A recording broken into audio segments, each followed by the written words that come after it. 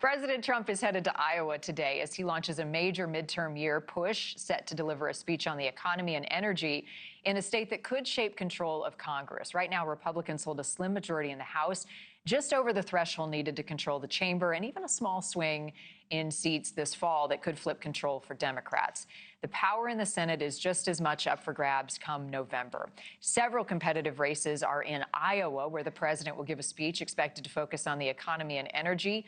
Those issues hit close to home there, where farmers and manufacturers are watching fuel costs, input prices, and energy policy closely. For Republicans, the hope is that those pocketbook concerns could help drive support in some of the most competitive House races in the country. Economic growth has been steady, but many families say everyday costs are still too high. Prices and interest rates continue to strain household budgets. The president is expected to argue that his economic and energy policies can help lower energy costs and improve affordability for households, pointing to tax cuts, domestic energy development as well as part of his message in Iowa. Joining us now, Iowa State Representative Bobby Kaufmann, who is the Iowa House Majority Leader. Good morning to you. I hope your mic is working this morning. We've had some glitches today. Thanks for being here. How are you? Good morning. Thanks for having me. Can you hear me okay? I hear you great. Okay, always good to check. So the president will visit Iowa. It's no question that Iowa is important in every midterm, in every election. What do you expect him to say to sort of quell some of the concerns economically?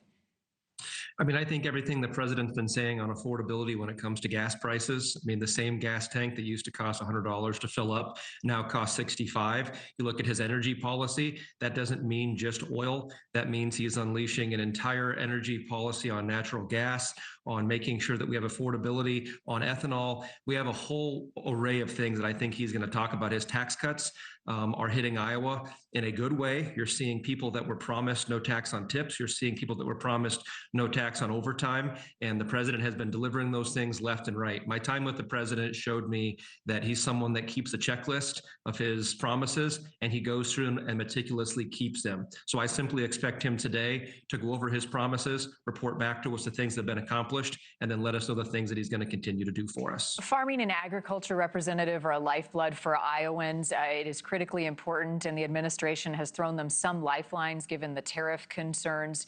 What more do you expect the administration to do to address the plight of farmers who have maybe not even come out of some very tough times? Well, being a farmer myself, whose well-being is reliant on income from farming, I can tell you that Iowa farmers have been getting at the wrong end of the deal for decades.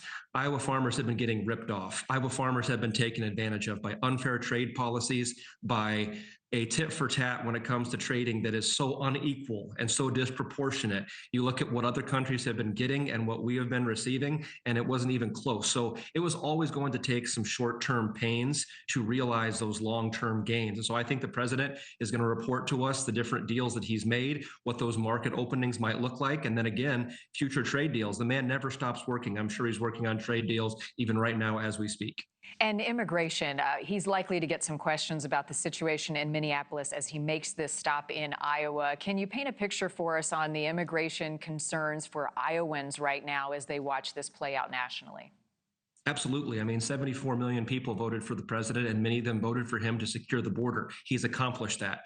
There are obviously interruptions and problems that occur with any issue, no matter who's in charge, and the president has been decisive in taking care of that. I mean, you look at Mr. Holman, he received an award from President Obama. I think we have the utmost faith in what he will do in calming the situation down and getting back to the business that I think many Democrats want to distract from, which is getting criminal aliens out of this country and ensuring that those are here legally. Representative Kaufmann, thank you, sir, for your time this morning. I know you've got a busy day ahead with the president's visit. Thank you. Thank you for watching. Subscribe below and download our NewsNation app right now on your phone, and you will get fact-based, unbiased news for all Americans.